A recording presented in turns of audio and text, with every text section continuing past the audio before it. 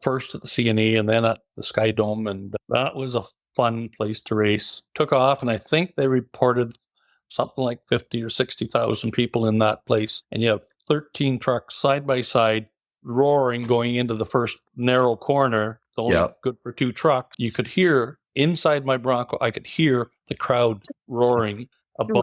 That was pretty exciting. The last race at Supercross was, well, actually a guy from Bancroft, Peter Hatton, and he was in a lowrider Bronco. He and Brian Case. Brian was running a Toyota that was owned previously by Ivan Stewart, and him and Hatton were neck and neck for the whole race, first and second. And the last corner, they come in to hit one another. Peter flipped onto his side, crossed the finish line on his side, and they actually ruled that Brian beat him because he wasn't on the track when he crossed the finish line. He was on his side, flew down the infield on the cement, hit the side wall, concrete barriers, and burst into flames. Warning. The 4x4 Canada podcast contains discussion about exploring mountains, camping beside lakes, and enjoying the outdoors. Guests also talk about jumping race trucks side by side, racing 1,000 horsepower rigs across mud pits, and jumping monster trucks over stacks of buses. None of this is for the faint of heart. The 4x4 Canada podcast is not responsible for bringing out your inner adrenaline junkie or making you want to get out there and explore the back roads from coast to coast. The 4x4 Canada podcast is not responsible for broken parts due to jumping your vehicle, hitting mud poles too hard, crossing deep streams, and doing other dumb shit. However, we will take credit for inspiring you to explore mountaintops, spend quality time outdoors with your friends, or meeting new like-minded people, and most importantly of all, following your dreams. Welcome to the 4x4 Canada podcast. I'm your host, Wes. And I'm your host, Trisha. Today we got a really interesting guest, John O'Donnell from Bancroft, Ontario. He is a former off-road racer and spent a little bit of time racing his early Ford Bronco all over Ontario in the 80s.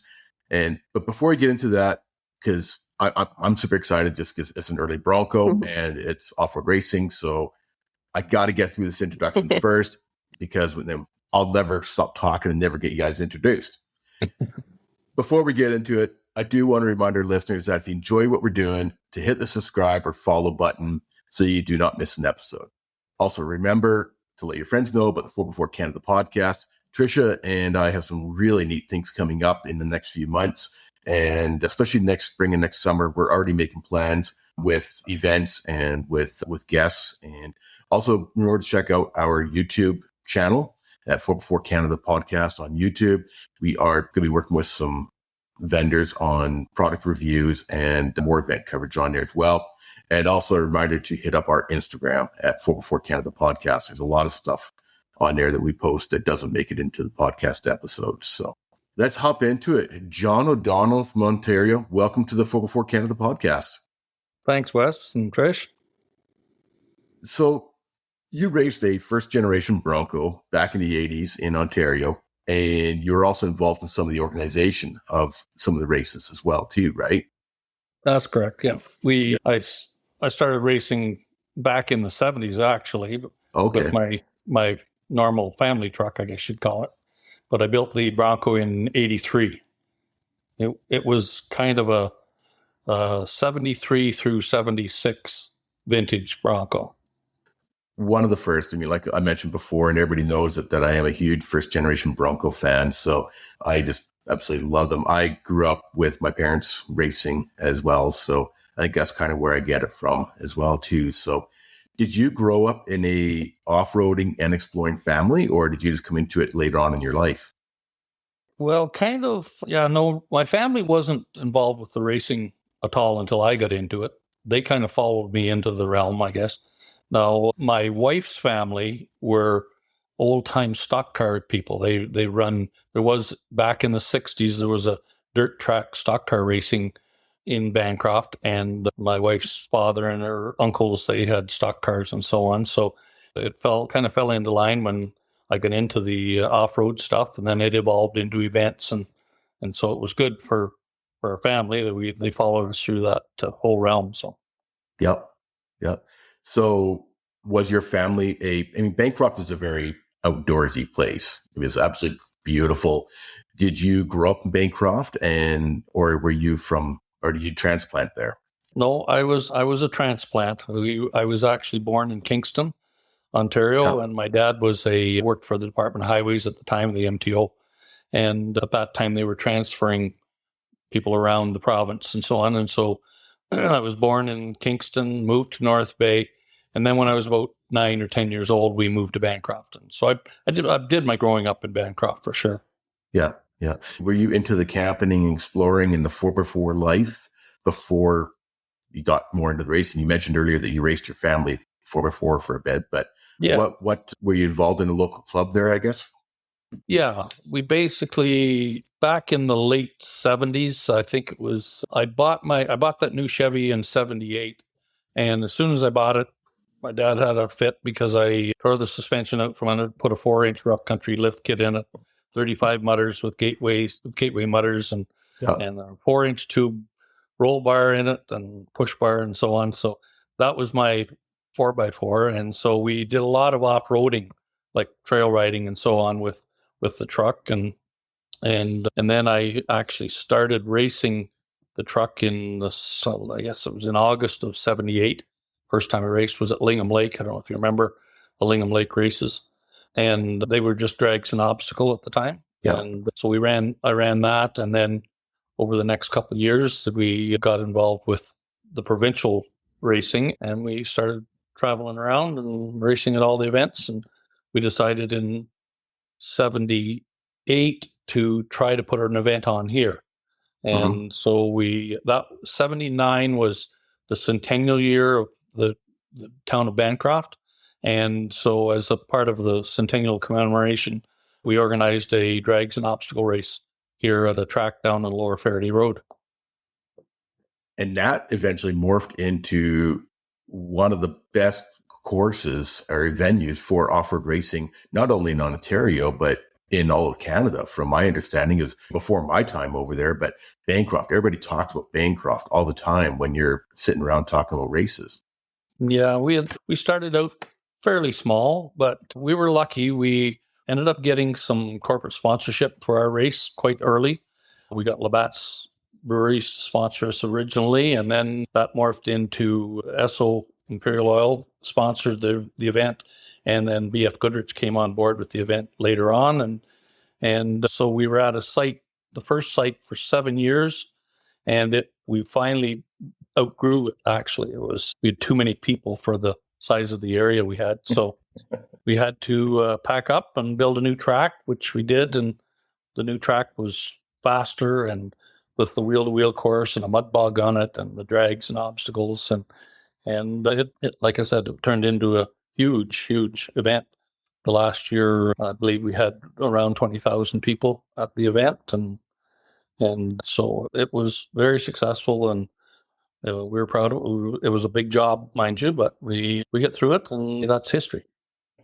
Yeah, I've seen some of the magazine articles from, you sent me one and I hadn't seen it before. And I've seen a couple other articles, I believe, from Bancroft, and it's, see pictures of the spectators, and there's like, say, 13,000 or 20,000 spectators and racers from all over, even into the States and stuff like that. So yeah, we'll get into the tracks in a sec, but you know me, I want to talk about the Bronco.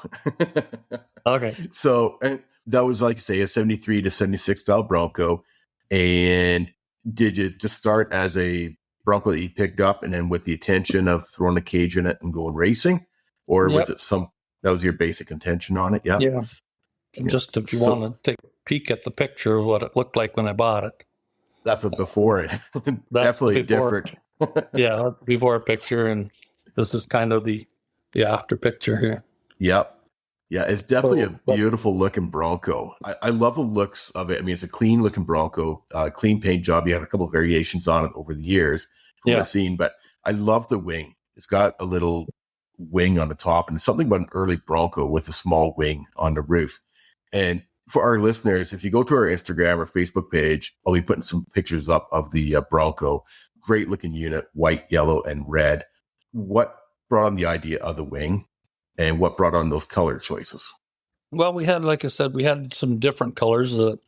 And I think, like you said, you have the pictures of them. So when we first painted it, we first got it together, it was actually a white, off-white color, fully with a brown cage, and then just the yellow and red stripes down the side of it, and the number 302. And at that time, it was the pattern to name your race truck. So if you were running I just happened to be in the medical field, so I called it a Bronco spasm.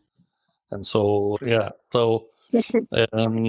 ended up through getting sponsorships and so on, I was fortunate enough to end up at the end with Shell Canada and Firestone and Great Gabriel and Rancho shocks, and plus some very dedicated local people here sponsored me. And so that brought on the yellow and red and white design at the end. So yeah, definitely a great looking Bronco. And so number 302, I assume, because you're probably running the 302 engine in it. Mm-hmm. Mm-hmm. Yeah, I had 302 in it. It was a class 3 vehicle. There was certain limitations and so on that we had to go by. And so I kept the number 302 all the way through it. Now we had the Mustang 289 heads on it and so on, just to build a little compression. And I had some very talented mechanics, not being me, but other people who helped me with the motor. And then I was lucky enough to get Nolan's transmission out of Oak Ridges. They did the tranny for me. And so it worked well. I was happy with it for most of the part. Yeah, the Nolans, they definitely built a lot of transmissions for the off-road racing crowd. And I'll talk about them in a little bit, or ask some questions about them, because they had some really unique rigs as well, too, with the Camaro and the Broncos. Yeah. But going back to your Bronco, you mentioned that you're running it in class 3, which is very limited modifications allowed. You're allowed some horsepower modifications, but you weren't really allowed to alter wheelbase, or you also had some other rules that you had to stick with as well, too, right? Yeah, you had to maintain the outer body style. Now, once you get into class 4, a lot of people took the early Broncos and lowered them, widened out the stance and so on, where we had to configure kind of the original configurations of the body style and the suspension. So we were allowed to add shocks, which I did, which helped a lot. And so you could modify them. You didn't have to go to the original shock mounts. You could go up through and build a frame up, to hold the gas shocks. And then I went to the Gabriel and Rancho shocks. It was a big help because the racing was getting way more competitive, and speed costs money. How fast do you want to go type thing? That has not changed. Speed always costs money. I wouldn't think so. So how many shocks were you running per wheel? I run 2. The most number I put on was 3 on each corner. But for the most part, I had and really the gas shocks that I had at the end, where they held it. Now, you still broke sometimes, but because I don't think when Ford built that Bronco, they expected that we'd be jumping them like we did. So we had to modify it to cater to that. Yeah. And this was mostly with short course wheel-to-wheel racing, right? But did you also still do the drags and other events as well? Yeah, we did. We would run our race in Bancroft started out with drags and obstacle, so we maintained that right till the end. Yeah, and there was so you would race what you brung type thing, and we would, and my wife and I both raced it, and she always said that she wished the men would be able to race first, because the women didn't seem to have any problem with piling into the side of her. So, she could get it nice and pretty, and then she would get a chance to let some of the girls smash it up for her. So, but anyway, that was all part of it. We had fun. It was a great part of her life. Yeah, definitely. My mom said the same thing too. She's like, quite often the ladies would race after the men, and she's like, sometimes she wasn't able to race because something would happen or break, and she's like, I want to go out and just race and do it, hard. But she said also running after, she was not intimidated that she'd have to save the vehicle for my dad to race. So if she ran after, then she could just let it all loose, right? Yeah, true. Yeah, exactly. Trisha, I could totally see you loving the off-road racing. Yes, 100%. That'd be so much fun. Trisha's got a little speed addiction thing going on. So, and with the dirt bike and all that stuff. Need for speed. No, slow things with the Jeep, but yes. Nice. You ran the sand drags and that. Did you guys do team relays over in Ontario? Yeah, actually, that was one of my very first races I ever competed in. And it really wasn't an off-road race. It was raced, if you've heard of the little town of Stroud, Ontario, which is near Barrie, just south Mhm. of Barrie. They had a rally, and it was more like the Rally of the Tall Pines type rally where you had a certain course. It wasn't speed oriented, it was timed oriented. And Yep. so one of the very first races I competed in was at Stroud in the wintertime on their side roads and so on. And so, yeah, I have done the rally. And then, of course, the Rally of the Tall Pines it's still running. They started that after the Bancroft race started, and it's going again this November. So Yep. I think they had a bit of a hiatus for COVID, but they're going back. They're going to be full force again this year. So And rallying it's quite was- it's quite a popular rally. The yeah, Tall for Pines. It's a big Yep. rally. Yeah. yeah. Mhm. Yeah. You get a lot of the national guys there and stuff. So it's quite the event. Mhm. What was your favorite event when you run the Bronco? When you still ran the sand drags or the obstacle and the wheel to wheel? To me, the wheel to wheel was the most exciting. Was that your favorite event, or? Oh yeah, for sure. Wheel to wheel was once that came the thrill of the drag racing. It was all right, but those trucks were not designed so much for the 100 yards. They were more for the 25 kilometers or whatever you did.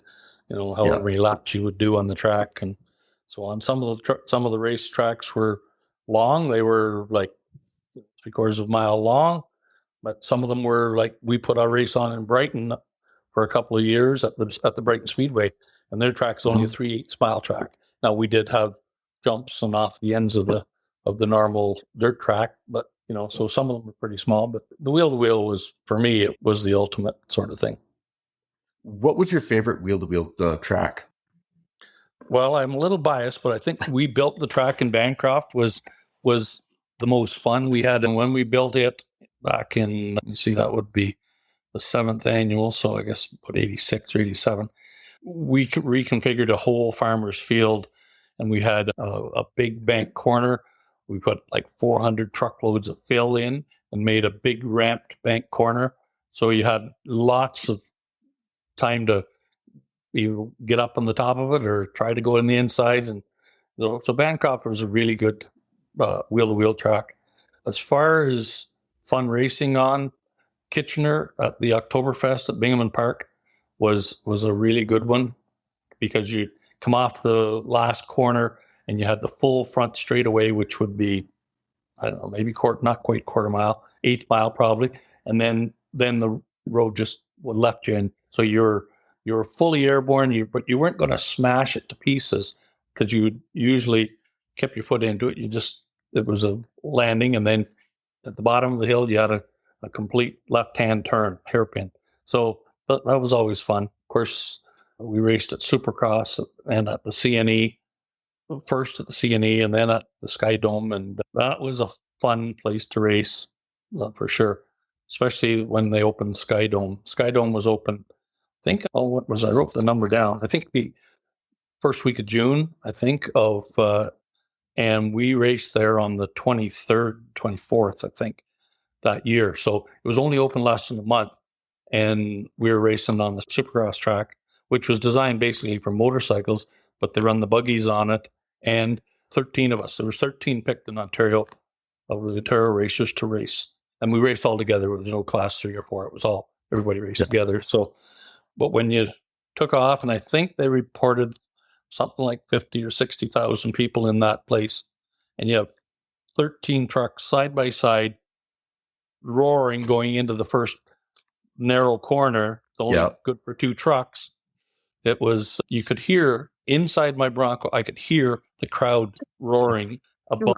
That was pretty exciting. So I bet. Such a tight track. Like, I've been there and I've done some events with Monster Jam and that there, and I've seen pictures of you guys running there and the buggies running there. And it is so tight in there that it must have been a gong show. Oh, yeah, they'd built that, what they called the Castrol King Kong jump in it, and good for motorcycles to be jumping. But you take a vehicle like this, you had to have your foot into it, because if you didn't, you could maybe get down in the bottom of it. You couldn't get back out of it. So you had to jump. You had to jump the top. And then there was, the last race at Supercross was, well, actually a guy from Bancroft, Peter Hatton. And he was in a lowrider Bronco that he bought off Dwight Cook. And he and Brian Case. Brian was running a Toyota that was owned previously by Ivan Stewart in the States. He ran the desert racing.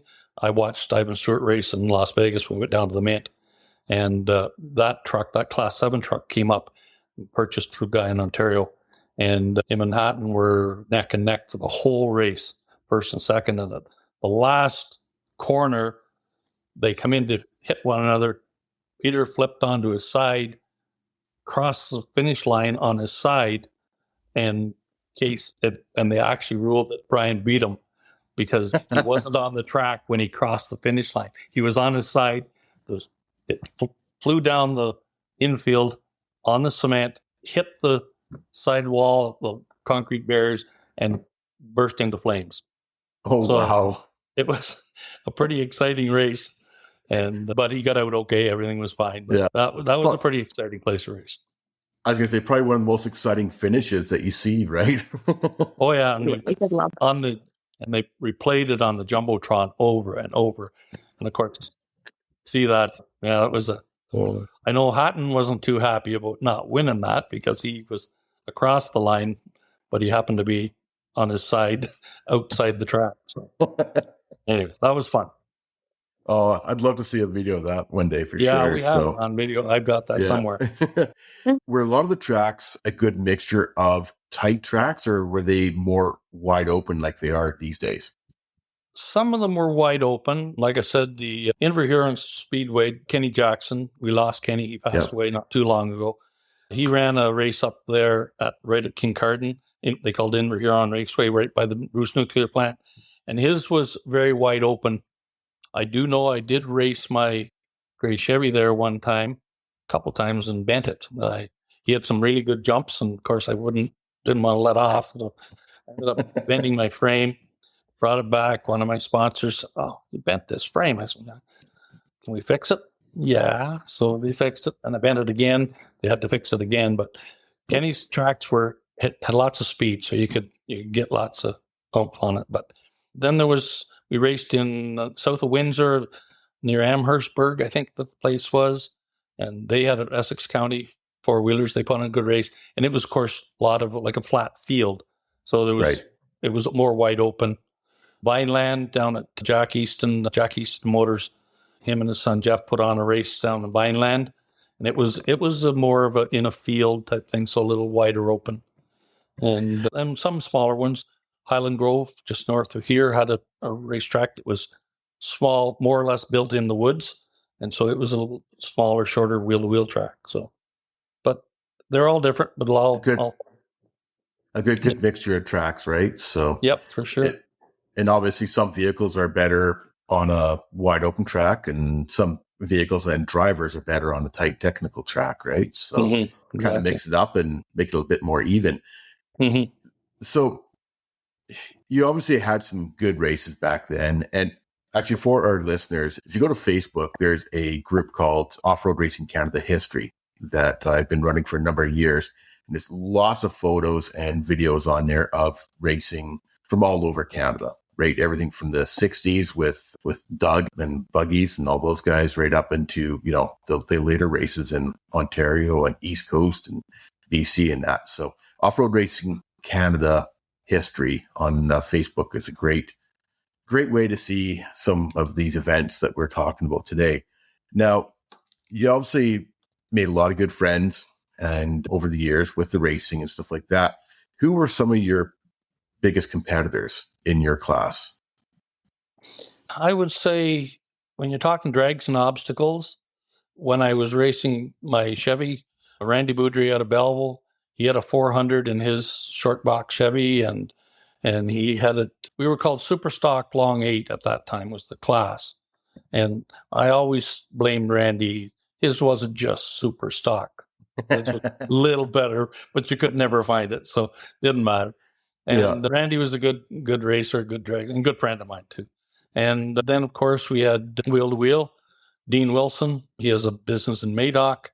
There was a lot of people from Hastings County in the racing course at the time. And Tim Burke, his dad worked on my race truck, helped me tune mine a little bit. And Tim was a young guy at that time. And he ended up building a Bronco similar to mine, with the wing and so on. And he was a good driver. He was very competitive and pretty hard to beat. Both him and Dean Wilson were pretty hard to beat. They're local guys. Of course, I'd mentioned Peter Hatton. He's another local guy here, and he was on the list of good drivers. But then you talk the Nolan, Rick Nolan and Pete Nolan, Don Alexander out of Barrie. He had the car wash up there called Clean Machine, and he sponsored his race truck. He was a very good Class 4 racer. Rainbow Warriors down around Vineland or St. Catharines. The Aubry brothers, they were really good, really good racers. And their sons have been involved in racing for years. Both Kevin and Brian Aubry, they've been racing from my understanding, racing off-road, at least on the circle track. But that's another second generation set of racers. Yeah, for sure. Yeah, because Simon Aubry was in Class 3 with me, and he was. Yeah, they were racers. And Jeff Easton, again, he was a great racer. Paul Plunkett out of Brampton Off-Road. He had a whole racing team from Brampton Off-Road. They were really, really competitive and really good racers. That's another racer that's come back and gotten involved recently again, is Paul Plunkett. Is it? He built up a Jeep, and he was doing some wheel-to-wheel stuff, but he's been more into the rock calling and events and stuff like that too. So friends of mine from Belleville, Tom Finkel out of Belleville, Peter McEnroy. They actually, the Belleville club joined our club. We kind of configured into a Hastings County club for North and South, and we joined forces. And Tom's son, this next generation, Jack Finkel, he built a rock crawler. Yep. And they're pretty impressive. Pretty impressive. They are. Doing what we did with just stock machines back then, but these ones will climb up trees for now. So definitely. Let's hop back to the Nolan brothers. Those guys had some really neat machines. They had their Broncos, like a 78, 79 style Ford Bronco. And if I remember correctly, they were actually running leaf springs in the front instead of the coil springs. But they also had the Camaro as well. Yeah. Peter and the Camaro. Rick had the Bronco. I just got to look at a picture here of that was Peter. Or that was the Bronco. I think it looks like it has coils. No, maybe not. Those could be 4 shocks. Yeah, you might be right. They probably were the leaf springs in it. So they were really good. They could really build a transmission too. That's one thing about it. They're putting their bulletproof. So they, people took the trannies with them. They wanted to blast. Yep. Yeah, they had a 4x4 Camaro.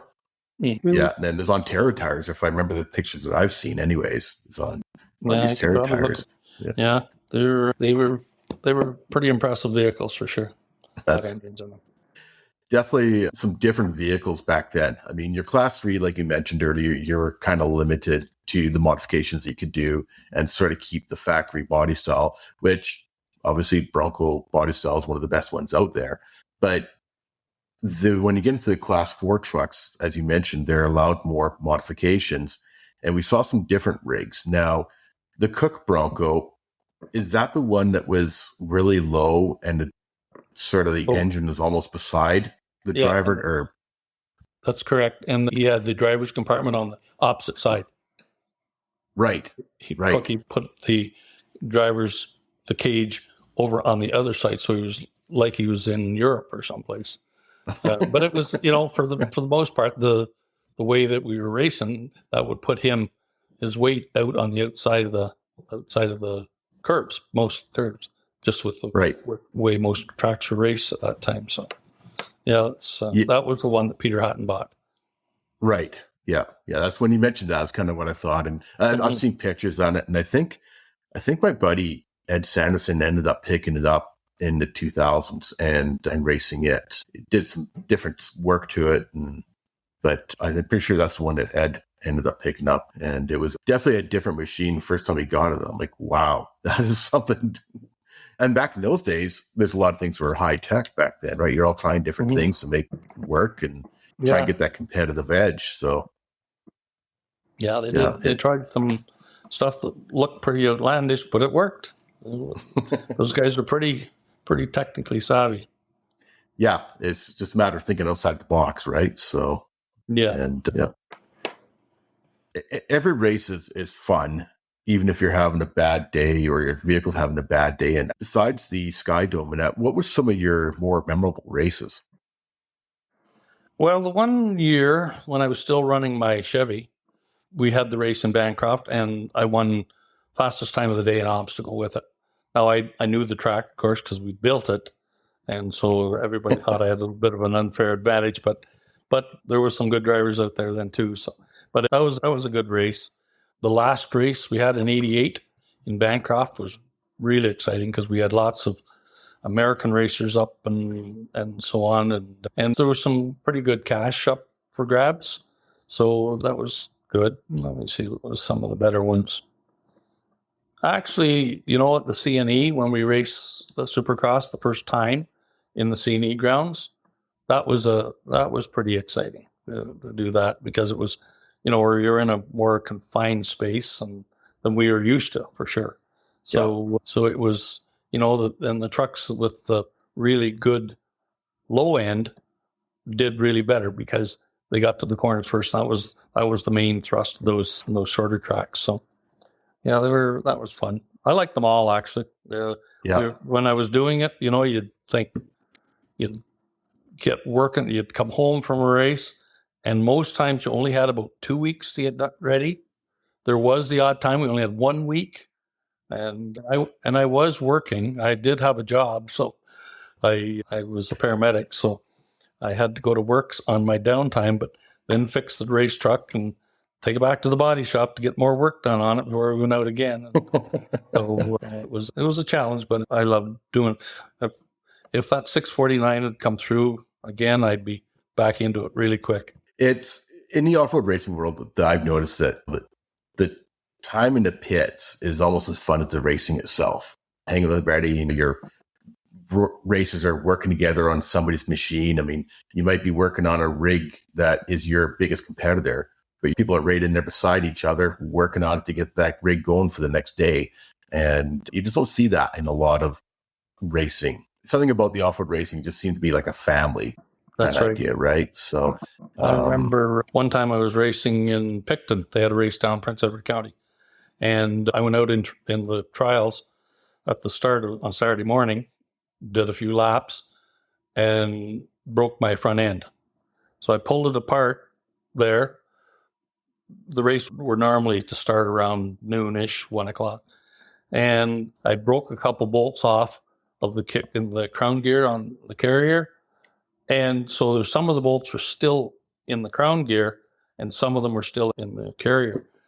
And so I pulled it apart, and then like everybody come over, like you say, to help fix it. Yeah.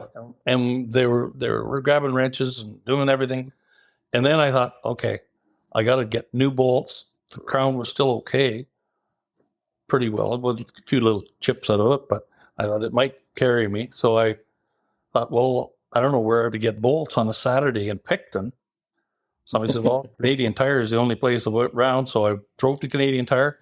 I said, you wouldn't have 12 bolts to hold a crown gear on a carrier for a Dana 44? Yeah, I do. They had it in Picton.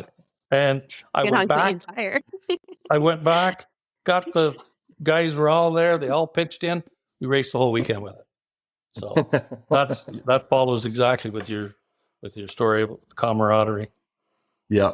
Yeah. And I don't know if you guys did it back then too, but I know they still do it to this day, is potluck dinners. Quite often they'll organize it ahead of time saying, hey, you know, I'll bring this, I'll bring the chili, I'll bring whatever. And quite often at the races, there's a big potluck dinner, and it was really interesting.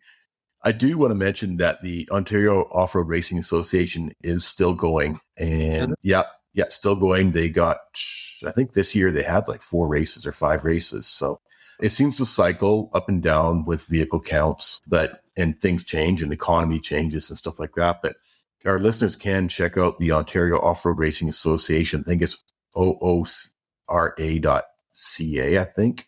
But if you just Google Ontario Off-Road Racing Association, you can check it out. And they've also got things on Facebook with photos from the events and that. But they're still out there having fun. And of course, their vehicles have changed.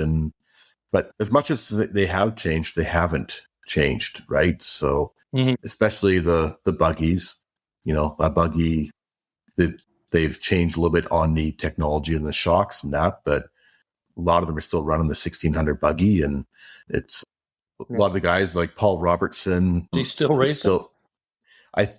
As of a couple of years ago, he was still racing, and I don't know if he is this year or not. But Paul was one of my favorite people when I was involved with the association. He just such a nice guy and just a calm, cool, collect guy. Maybe age did that to him. I don't know, but if he was that way back in the 80s, but that's right. he was a great, really, really super nice guy. And Bob Joseph was still racing when I was involved too in the buggy, and Ray Jennings.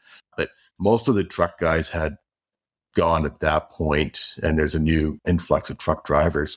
But the trucks are coming back again. And Steve McCrossan was just out at the last race. I think it was this last weekend, and his daughter is racing his Bronco that he raced in the, I guess it'd be the 90s, late 90s. And his daughter's racing that Bronco. And I guess Steve at this last event brought out his first generation Bronco that he raced down in the NOAA race down in Mexico. So it's a little father-daughter racing going on. So I saw that on Facebook the other day. So I had him on. He's one of my first guests about a year ago. And we talked about his racing days and stuff like that, and about racing in Mexico and stuff. You mentioned the Mint 400. Did you race down there, or you just go down to check it out? We went down to watch it. And of course, they had the pre-inspections on the main street on Fremont Street on Friday night. So we, of course, went all through that. So I got to see a bunch of the Firestone racers and the BFGs and Shell Canada was there with some of their sponsorship. And so we get talking. So I was fortunate enough to actually help flag out in the desert on one long straightaway, which was pretty hairy because you're standing there and it was on an old paved road, but so you could see them coming for miles through the dust, and then they swung onto the pavement. And when you're looking down at Ivan Stewart's Toyota coming at you at 110 miles an hour, and you're waving the flag to try to get them to go in that sharp turn, that was pretty near as exciting as racing. So no, I was in '86. I did that. So, but it was fun. But that time, Las Vegas wasn't like it is now for sure.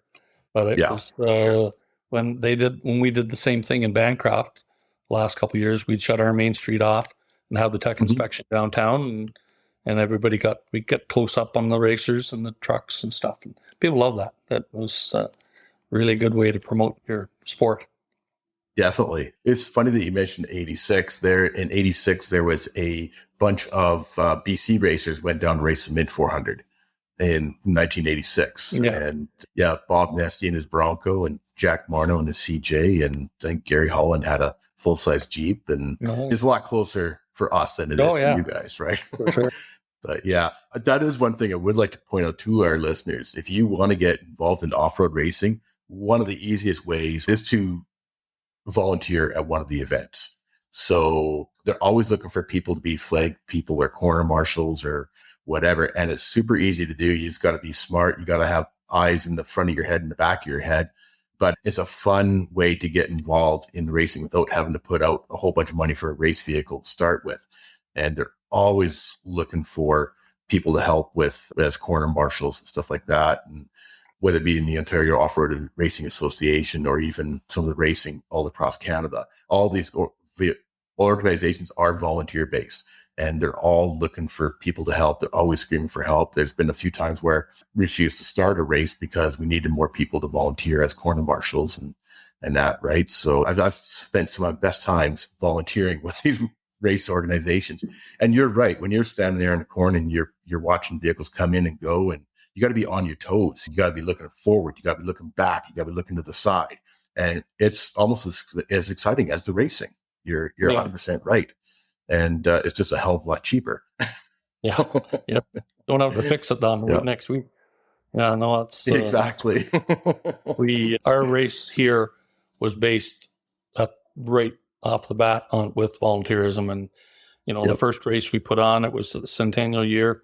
We begged, borrowed, and stole everything we could get to put the race on. We got sponsorship through a thing called Ontario Arts Council at that time, helped us with some funding to help pay for a band. We had at that time, a big name country band. It was Tim Daniels and Whiskey River was the name of the group that came, and he was a recording artist. And so he, that was $1,500 that we didn't have to bring him in to play that night, which was a big hit. And then right through till the last year where we had the event, we had the Good Brothers play at our event here, and had Hands Fireworks do a Symphony of Fire fireworks display, all tuned to music with everything to do with racing, like Little Deuce Coupe and all the Smokey and the Bandits theme and stuff. So but we relied on volunteers. We were volunteers ourselves, so it worked out well. Yeah, volunteers is the core of off-road racing in Canada, for sure. Without volunteers, there would be no off-road racing in Canada. So they can use all the help they can get. Maybe Tricia, maybe I'll get you talked into going out to one of the Ontario events, but you definitely do have to check it out for sure. I think so. I think I need to. I just followed their Facebook page, so yeah, definitely love to go out and check it out. They have a really good event in Brockville. And they usually twice a year, and it's the wheel-to-wheel stuff, but it's also tractor pulls, sand drags, or they call it mud drags, but basic sand drags. And then they've got a big mud bog pit out back where people play as well. And they do that twice a year in Brockville, and that's a really popular one. There is a race in Bancroft, or just east of Bancroft, New Carlo area, and it's put on by a group of guys they run a shop called NC Boys, and they're fabricators, and they work on heavy equipment, and of course they build their trucks, and they're heavy into the mud bogging too. So there's some pretty wild looking mud boggers coming. They do that in August, same weekend as our event used to be. I think the third Saturday and Sunday of August, and it's a big deal. Yeah, I have to admit, unfortunately, I've been somewhere else every time it's been on. It had to be off a couple of years for COVID, but now last year they did run, and I guess it was really well attended. So it's out there, and it's for the racing type enthusiasts for sure. Oh, definitely a great one to check out for sure. I really do miss, there's not much racing like this out in BC. There is over on Vancouver Island. They've got a great series that's been running for years in Port Alberni, but I haven't made it over there just because it's a $200 ferry ride each way and stuff like that, right? So, but racing is one of the things I do miss about Ontario. Some of my best friends are from that racing circles, and I still talk to them all the time, and that as well too, right? And like we're talking earlier, it's like a second family, almost kind of idea. Sure. So, but there's still racing going on there, and there is still racing going on the East Coast as well. For our East Coast listeners, there is the BF Goodrich sponsors a series over there, and they don't have wheel-to-wheel racing, but they have you, John, and I would call obstacle course racing, and they call it slalom racing. So same basic concept kind of idea, right? And they've got sand drags, and they're slalom racing over on the East Coast in Nova Scotia and Newfoundland, and I think they have one in New Brunswick. I'm not sure, but they've got like 6 or 7 races, I think, too. Yeah. So racing still is alive all over Canada, just not as much as it used to be, unfortunately. So insurance plays a big part of that. Yeah, when we shut our races down, we'd moved the track, and we're at the new site for 4 years, I think. And so when we were coming to the end of the contract with the person who owned the property at that time, they decided it was getting too big. They were worried about the size of the amount of crowds and so on. So we said, well, maybe we'll just find another site, build another site. But when we looked at what it was going to cost us to rehabilitate the original field, which cost us $80,000 to $100,000 to build, we were spend that again to put it back in shape, and then turn around and build another one. And we had been sponsored or insured through K&K in Indiana, and now the stipulations had changed, and you had to put 4-foot concrete barriers around anywhere where there was track was, 12-foot high catch fences and with cables, and it just forced us out of business. You couldn't. The insurance was such that you couldn't. It was a shame because it was such a big tourist draw for this area, but you couldn't make a go of it. You just wouldn't, unless we were all going to be multimillionaires and could spend that kind of money. That wasn't going to happen. So, unfortunately, we did go to the 10th year, and it went out with a bang, and had lots of fun. And now we're looking back, and I can look at my pictures and reminisce. Well, I definitely want to thank you again for sharing your story with us, John. Once again, we're talking with John O'Donnell. He ran what I refer to as the Shell Bronco back in Ontario in the 80s. And what was your last year of racing, John? The last year was, I think, the Supercross, probably in 90. Yeah. It was, because my daughter the last girl was born in October of 90. So that was the last year. And I knew we had 3 girls, and it wasn't easy when you're taking 3 little kids with you to race anymore. So I said, well, I've got to get rid of the truck. So if I don't get rid of it, I'm going to race. So I put it up for sale, and guy walked in and paid me. And so then the truck was gone, and I said, it's memories now. So, but we don't regret a minute of it. Yeah, I mean, you always look back to the memories, right? So if there's a race close to you, is that something you'd consider going and watching one day? Oh, yeah, I will. First of all, I didn't want to, because I thought I can't trust myself to not want to get something else and go back at it. So, but I have retired. I retired from a paramedic business back 7 years ago now. So I've had quite a bit of off time, not off, but not working time. And so, I would love to go watch them again. And I should be going to the one down supporting the guys here that they're putting the one on in New Carlo. So close by, right? Eventually I'll probably do it. I'll send you some links when they get the 2024 schedule going, just to put that bug in your ear. Sure. Yeah, it is tough as a ex-racer going to an event and watching it. I mean, it's fun, but it's also really hard not to want to get involved again. So I hear you on that one. Trisha, I have absolutely talked and asked all the questions. Is there anything that you wanted to bring up? Sorry about that. No, it's okay. You're totally into the racing, and you're all happy. So you're like, oh, he's so happy. I could talk about racing and Broncos all day long. So all day long, sorry. all day long. In the little note you sent me before, you mentioned about the Saturday night shenanigans, and they were always fun. And as I was going through my pictures, trying to drum up some of the memories and so on, we used to always have a dance for the most part every Saturday night in Bancroft. And as I mentioned, the Good Brothers played there the last year, and we did have one, and you might even know him, Gordy Slam.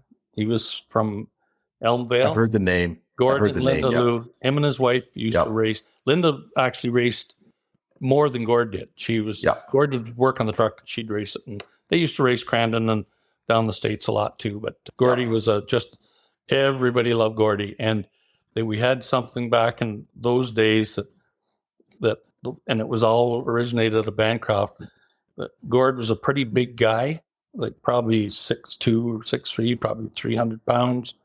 And the one night of the races in Bancroft, talk about shenanigans, Gordy came out dressed, and I have a photo of him, or if you want to see him, I'm sure Gordy would be pleased if I showed it to you.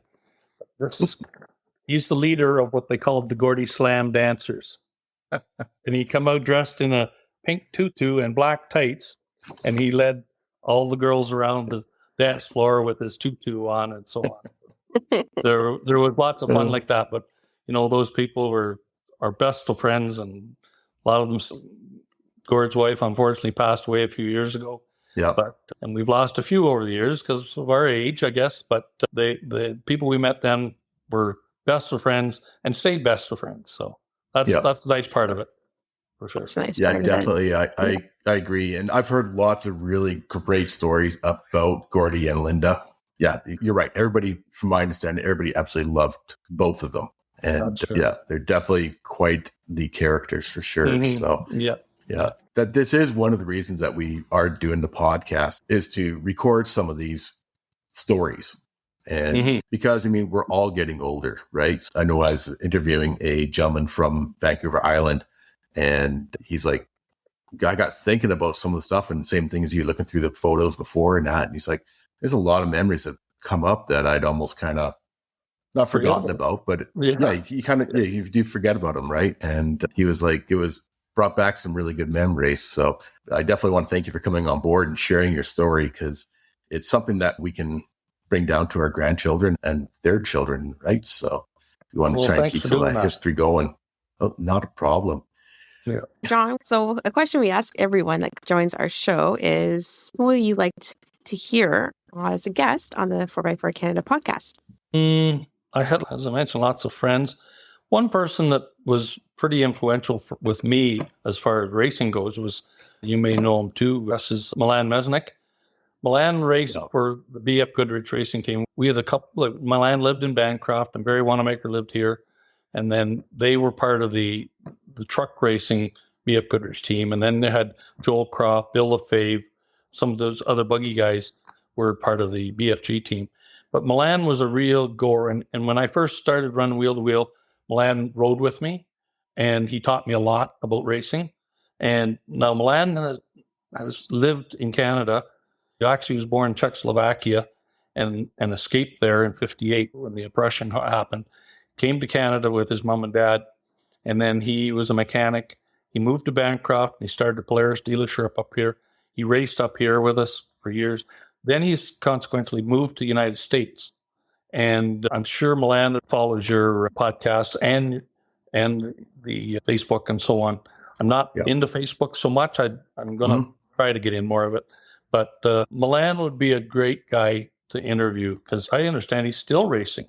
He's still involved with Ford. He was racing with the Ford team and so on. So, I don't know whether he'd ever want to do something like this, but Milan's I have reached out to him once before, but I got to reach out to him again, because I agree 100% with you that he's a character, but his knowledge and skills, and he is still racing. He's got basically a Pro 4 truck that he races down in the States, and he's a recent cancer survivor. He was down for a couple of years with cancer, but he's back and better than ever. And I've never met him in person, but I've heard a lot of wonderful stories about the man.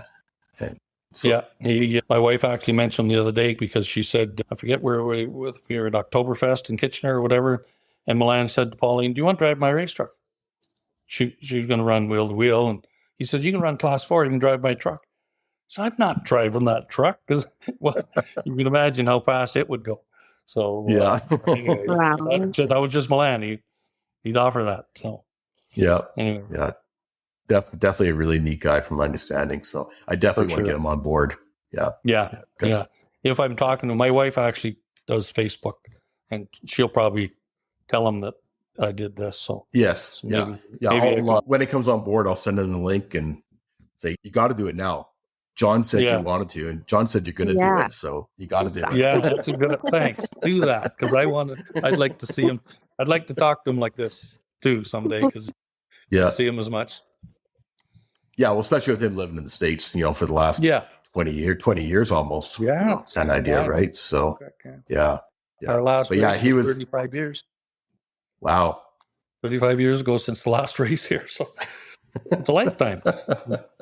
It is. It really is. Yeah. But I definitely want to thank you for coming on tonight, John. I always love hearing the stories. And as you mentioned earlier, we're all getting older. And that's one of the reasons I did start podcasts, is that after my dad passed away and another racing friend of his passed away, like, we got to start doing something for these stories, right? So I'm not saying Yeah. that you're old, but even, Well, for younger people, yeah, sure. it's, Yeah, saying just like you're right, like just to have that history and just know like where it all started, where it comes from, and seeing all like the rigs, and it's just awesome. And you're right, and it's just passing around to generations of all the off-roaders that are coming in and all the new people. And yeah, thank you, John. Thanks very much. yeah. And we've had, racers as young as 25 on, or four-wheel drive people as young as 25 years old on, and they're sharing their stories, right? So it's all just another method of saving the stories for future generations and that. So really want to thank you for taking the time to talk to Tricia and I today. We appreciate it. No, it was my pleasure. Thanks very much. Appreciate being asked.